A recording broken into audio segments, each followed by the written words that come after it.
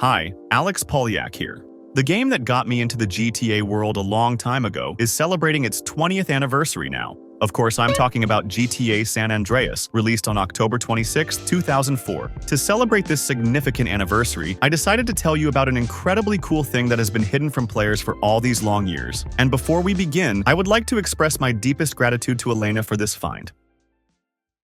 Almost every player has heard of such a myth as the ghost of CJ's mother. This is an old and obviously false legend, which once became the source of much speculation, especially due to the fact that an NPC with the appearance of Beverly Johnson can be found in the game. Now, when no one believes in this myth anymore, there are still modifications in the gaming community that add the ghost of this woman to the Johnson's house on Grove Street. But what if in fact all this time the main character's mother really existed in the game, just not in the form that we imagine?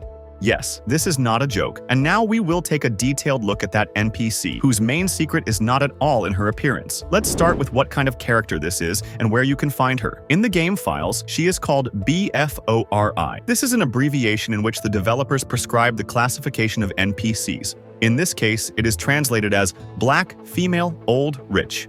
Accordingly, in the game she can be found in rich areas, for example, in the west of Los Santos, in Bayside, as well as in different areas of Las Venturas.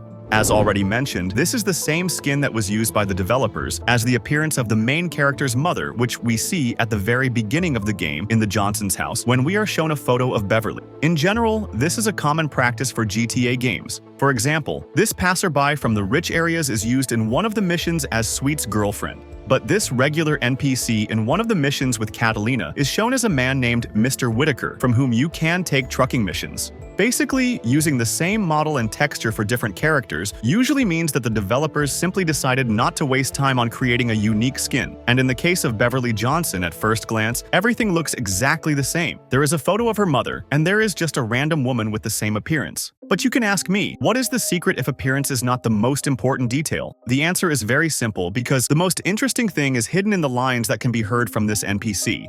Firstly, she very often addresses CJ as son. And if you thought that this could be a normal appeal of an older person to a younger one, this is a completely reasonable thought. But this is an important point from which to begin analyzing the lines of this NPC in order to better see the Easter egg better. So here's what she can say when she just walks down the street and notices the main character's clothes. Couldn't you afford better shoes than that, son? You're dressing real sharp there, son.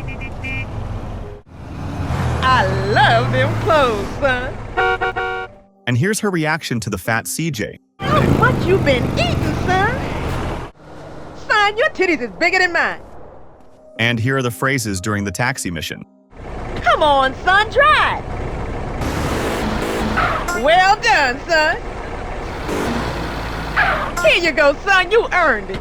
Do I get an apology? She really does call Carl her son, and what's interesting is that other NPCs don't do this, and if something similar does occur, it's not in such quantities. Of course, you can remember the hairdresser Old Reese, who also likes to call CJ son. But, as we know, this man is an old acquaintance of the Johnsons family, and it is obvious that based on this relationship, he can afford to call the main character almost like as family person. But can the same be said about a random pedestrian with Beverly's appearance?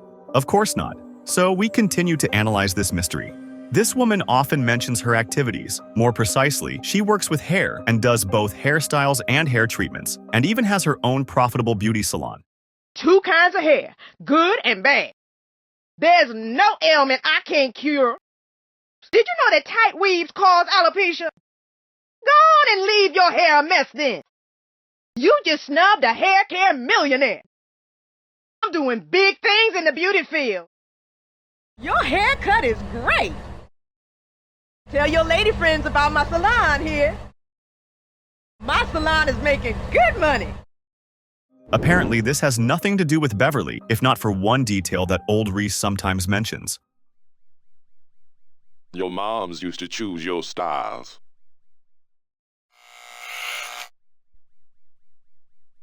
Your moms would be proud. I think Beverly would have approved. From here, we learn that Beverly, if she was not a stylist, then at least loved this business and knew her craft. But that's not all. Carl Johnson's mother was probably a kind person with high moral values. This image is formed if you remember all sorts of mentions of Beverly. His name ain't Hernandez. Well, Leroy Lopez or then. Lopez either, you racist fuck. That ain't how moms raised us. What's poppin', home? Okay, but my mom's warned me about girls like you. Okay, moms, I'm so sorry about this. Mom's always told me not to talk to strangers. My mom's told me not to get into cars with strangers, dude!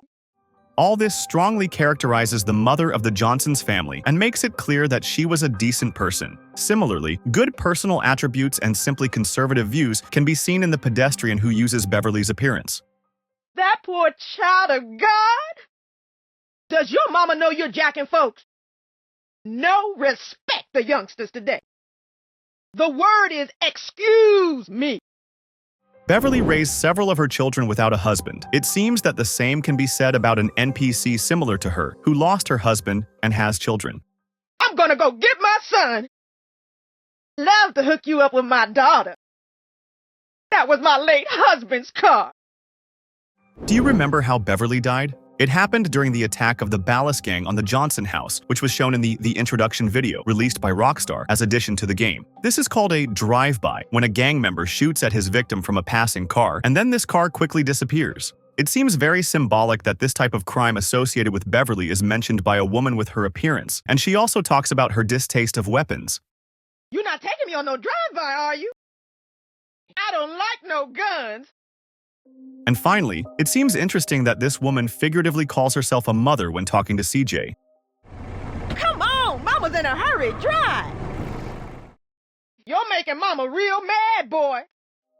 If we take into account all the moments that we have just learned, it turns out that a woman with the appearance of CJ's mother calls him a son and calls herself a mother when communicating with him, is engaged in activities close to Beverly herself, has children whom she raises without a husband, adheres to high moral values and in general also appears to be a positive character, and also mentions the ill-fated drive-by that killed the protagonist's mother.